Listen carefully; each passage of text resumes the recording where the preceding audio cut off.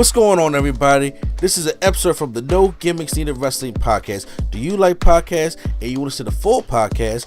Make sure you check out the No Gimmicks Needed Wrestling podcast on all your podcast platforms, such as Apple Podcasts, Google Podcasts, Stitcher, Spotify, iHeartRadio, among many others. But you're listening to the episode right here on YouTube, so make sure you hit that like button and below, and make sure you hit the subscribe button to NC Studios and NC Level Up for all your gaming needs. This is the Nerd Coalition. Enjoy the show. They just announced, NBC just announced that they canceled Young Rock. That's wild. Yo, let's really get on The Rock real quick, because he's having a bad year right now. Besides Terramana. I'm about to say, I don't know. It sounds like you just had to come up to me. I'm about to say, XFL just lost like 60 million or billion. Did they? And he just signed up. And he just signed up for Fast X for $60 billion. It's coincidence. No, I'm kidding. That's crazy. He done went back on his word. Oh, I ain't never coming back to the family. Now look at him back at the Fast family. Hey, Dwayne, suit up. We'll see you in April. We'll see you in April. Suit up. Okay. You ain't got nothing to do. You done fired a bunch of people from XFL because you went broke. Your show got canceled. I'm gonna blame that on the writer's strike. Suit up. Yeah, I think that was a. I mean, he still got Moana. You know. Now, you're welcome. To be fair, Lacey just read me an article that Terramana has been doing good for him now. Terramana is making him the monies because he just sold some good money. Whoa! He's still getting the money from every movie he's in. Oh yeah. I mean, yeah. The way every movie he's in makes 900 or more. So, except Black Adam. 900 million or more. Except Black Adam. Black Adam is the exception. Well, except that. Yeah. So, yeah, the way to particular hit though, but hey, that Terramana be dope though. That Terramana do be dope, man. Yeah. Get some mango Rita's water ice. Remember when we tried that Q Flow at the house? Mm-hmm. And don't slap tapping. You don't even taste it. And that's the scary part. That's the scary part. That's the scary part. They say, you be on Dream Street, but they canceled Young Rock, and I do agree with Q. I'm gonna blame it on the writer's strike, but it was time. It was time. It was not time yet. Yes, it was. Nah, you know what? I'm not even going. A lot of people was actually fine with it. Because they're like, yeah, this is about time. It's not that they could have did more stuff, obviously, but it's like... Here's that. I really... It's young. I don't want to watch this whole man's career and, just... No, but, okay, so here's the thing. The Rock has if anybody watched his interview on the Pivot podcast with Ryan Clark, The Rock has a very interesting life. And and since The Rock is, he for most of the time he's like cleaning the media.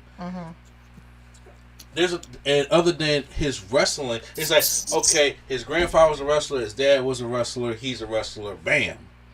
But a lot of people don't really truly know the story of Dwayne Johnson. And this man came up hard and struggling, just like a lot of other people of color.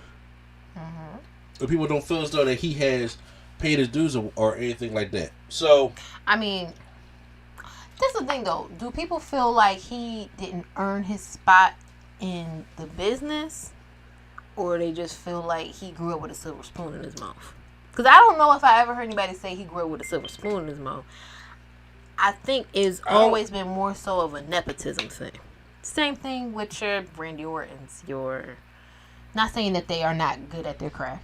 No, I don't know if I see that, but I just I remember when I was talking on Drunk Thoughts with Left Brain and somebody else. I don't have a nickname for him, so I ain't gonna say his name out here. But when we was talking, I was just like, especially when it comes into the communities of, especially the black communities about The Rock, and how The Rock don't claim this. In their eyes, he don't, and it's like, okay, well, and actually, he does a lot, without you. You know how folks be. If they don't see it, it ain't happen. Yeah, and I'm like, he came, and then it's like, you have celebrities that put their life out there. It's like, I came from the hood, I struggled, but I made it type thing. And they be lying. Some be lying. And some of them really did go through that shit. Yeah, and it be out there, but The Rock has always been a very personal guy, but it's like this show. If anybody was watching, like first of all, I know Prime said he's seen like season 1. Have you ever seen Young Rock? Yeah, I think I completed season 1. Oh, so you haven't seen like 2 or 3? Nah. Oh, okay. So me and Lady Sketch watched the whole thing. We watched the whole all the way to what was now the end. Yeah, we watched the whole thing of Young Rock. I would just always put it on. I really enjoyed it, but it was his life, but told in a comedy type way. And there were certain things like I went and fact checked on. I was like, yo man, this stuff is like really happening because he has and it told the aspect of his life from 3 different perspectives. Yeah, where as it a was child, a teenager, and an actual like the beginnings of his career. Yeah, of the adult, and some of the things. Of course, they add stuff in there for the comedy element. You have Randall Park in there also, the comedy element. But when it came to, they took a lot of care of his family.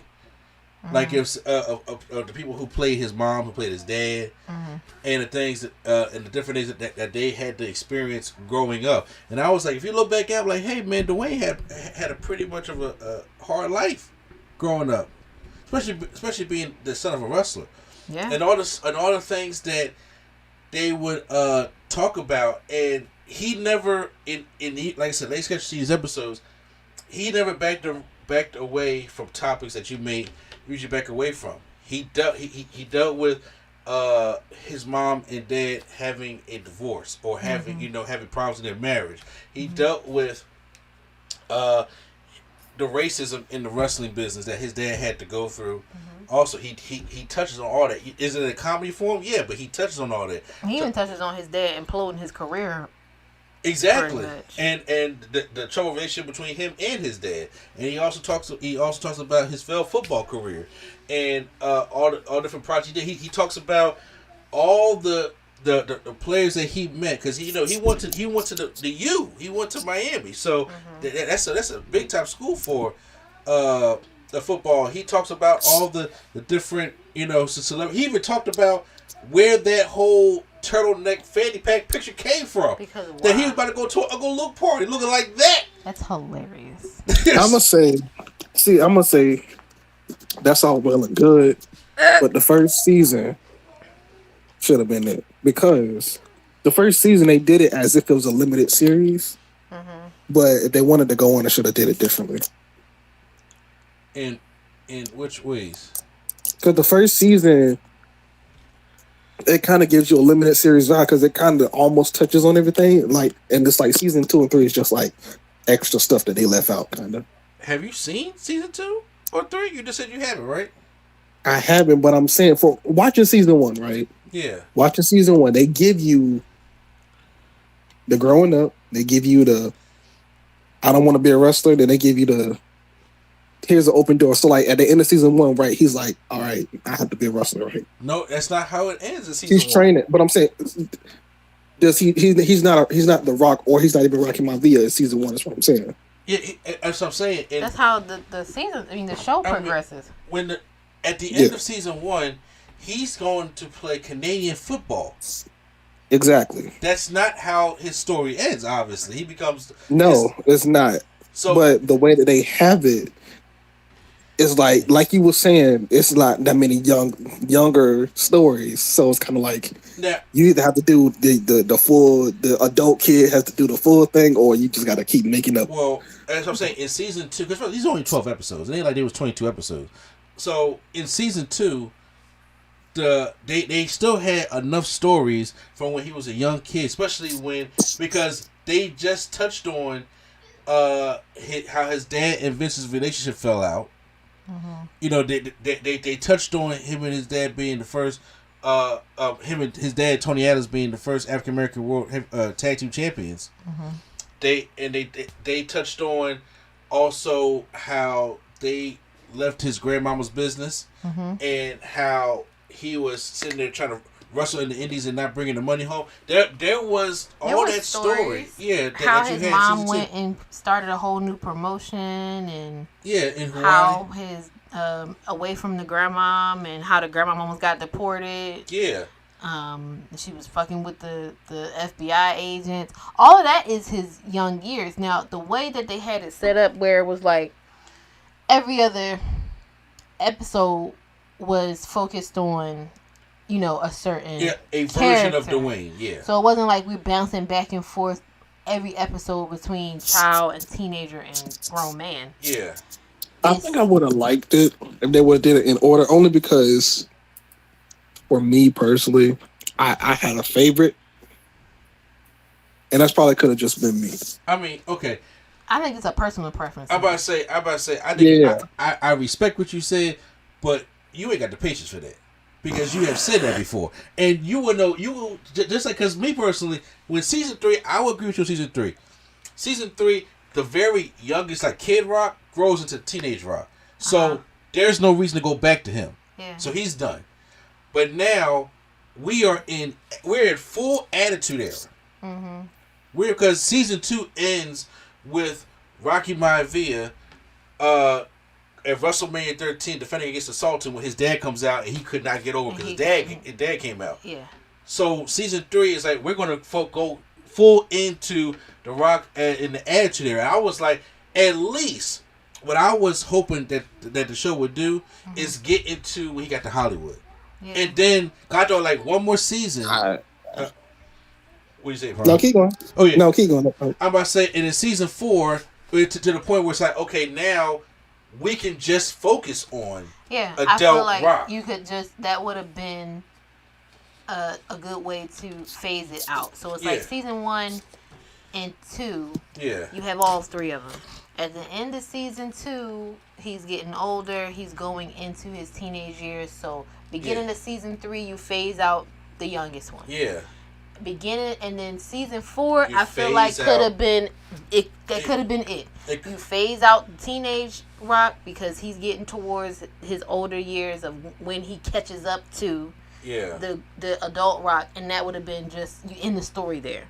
Because I feel like it was getting a little, I don't want to say sloppy, but it's like the storytelling in the present day, that part, I was just like, you're losing me. Yeah. I would definitely agree with you on that one. I'll definitely agree with you. I like the telling of the story, like having the setup where he's telling the story, and that's how we get to the flashbacks part. Yeah. But all the stuff that's happening in between that, it was cool the first time, you running for president, you lost. Okay, cool. But then the president needs your help.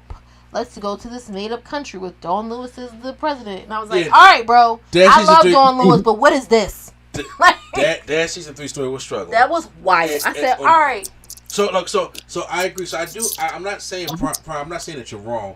That it's okay to say that season 3 it was time to give up. I'm just saying that for the way it was going, and also I like hearing the Rock story because the first 3 seasons showed me that he's like, I'm going to just tell you the story because it's my story. I'm going to tell you in a more entertaining way because honestly, when people look at The Rock, he's an anomaly. No, people just... And it's like, you don't know his story like you may know LeBron's story. Question real quick.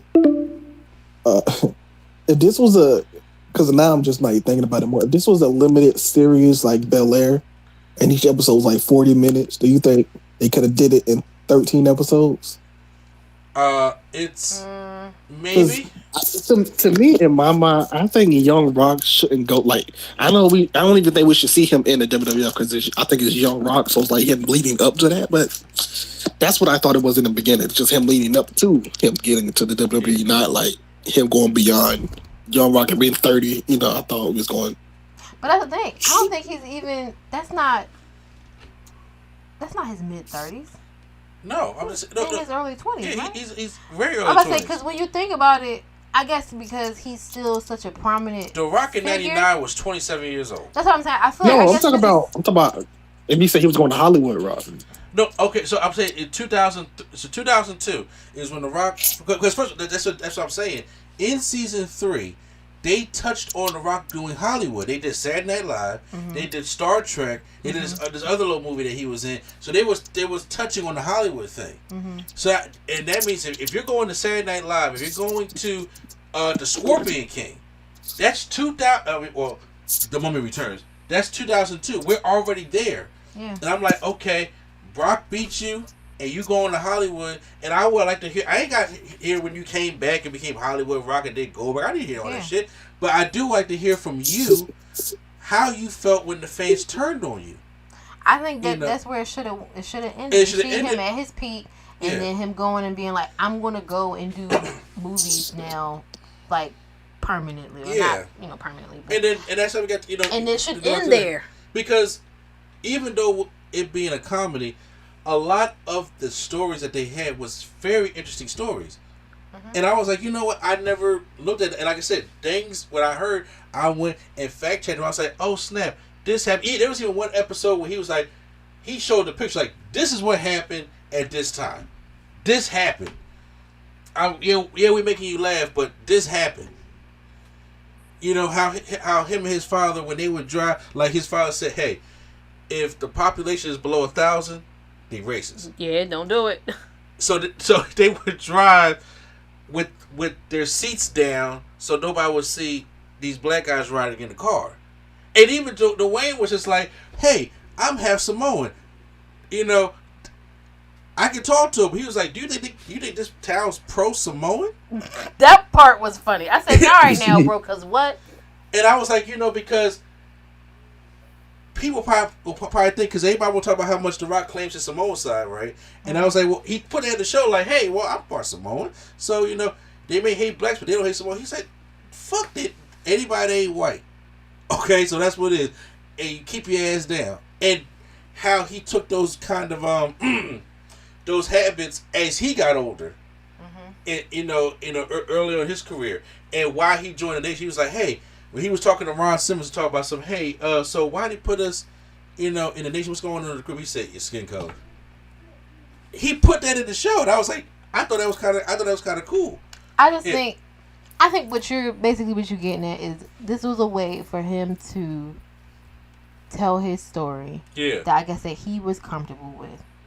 To give people a little in. And I did hear some people saying that there were some inaccuracies, but I'm like, but you gotta take some liberties to embellish. It's a comedy. As I'm saying, it's a comedy. There's gonna be certain things like that whole Chad Frost nonsense was just that nonsense. Oh, Black Shawn Michaels. I was like, why did Shawn Michaels say he ain't want to be in the show? Like, well, what happened? Him and Shawn Michaels got a beef though, and I don't know if it ever fully got resolved. But him and Shawn got beef. Remember, Shawn was an asshole back in the day. Yeah, and everybody know it. So yeah, so him and Shawn had some heat where Rock was ever going to work with Shawn Michaels. The only time you ever see Rock work with Shawn Michaels was when Shawn Michaels super kicked him at not Judgment Day.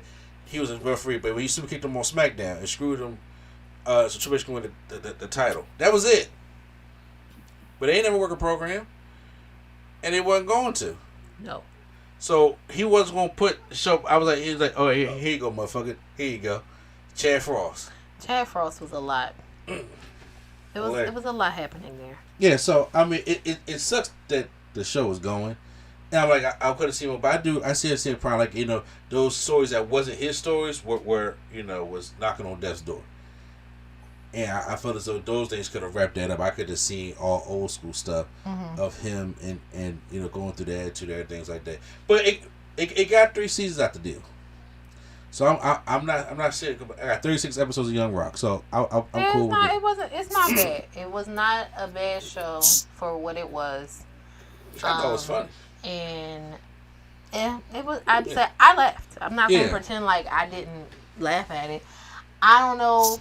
I think that maybe even if they were looking to cancel it, they're going to blame it on a writer's strike anyway, like you said. But and there probably will be some more shows that we liked or didn't like that will be on the chopping block within the next 6 or so months. Exactly. So but it's going. Let's just hope that the writers are the only people striking. That's all I'm gonna say. Because the next Tuesday there might be another strike, but we don't know yet.